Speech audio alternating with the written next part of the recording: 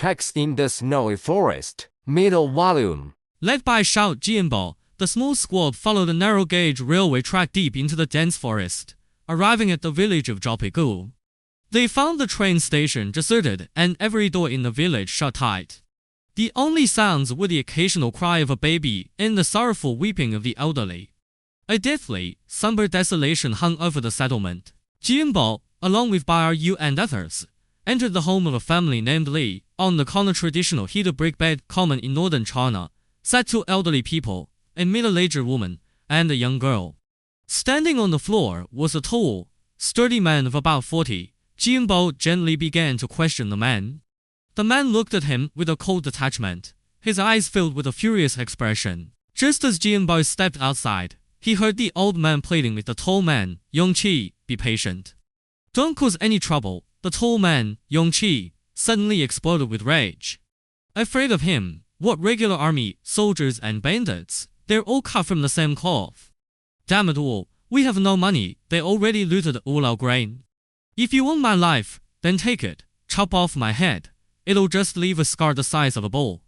The terrified old man pushed his son back. Bai was not angered by the outburst. Instead, she immediately took out her own spare shirt and trousers and gave them to the poorly clothed young girl.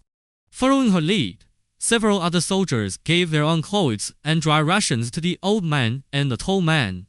Tears of gratitude welled up in the old man's eyes, and even the tall man's stubborn attitude began to soften. As night fell, the squad had no choice but to take shelter in a dilapidated temple near the train station.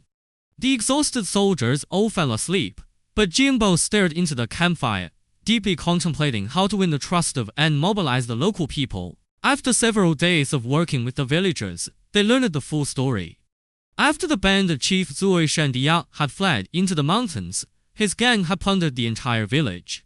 Now, every family had lost its livelihood, with no proper clothes to wear and no rice for their pots. The people's suffering weighed heavily on Jianbo's heart. He knew the first priority was to relieve their hunger and organize them to rebuild their lives through their own labor. Bai once again urged Jianbo anxiously, look, it's almost dawn, and you still haven't eaten your dinner from yesterday. Seeing the concerned look on her face, Jianbo said cheerfully, all right, I'll eat with our guests. Go and prepare some food. Bai picked up a bag of rice and a bottle of oil and headed out. The guests Jianbo had invited were the small train's driver, Zhang Dashen, and two laborers, Li Yongqi and Ma Qiangwen. When the men heard the plan to organize the villagers to cut timber in the mountains, transport it out to trade for grain, and even be issued guns to fight the bandits, they were all overjoyed and urged Jianbo to give the order to start immediately. To watch more and for more comic books, visit https://payhip.com/KELE comic.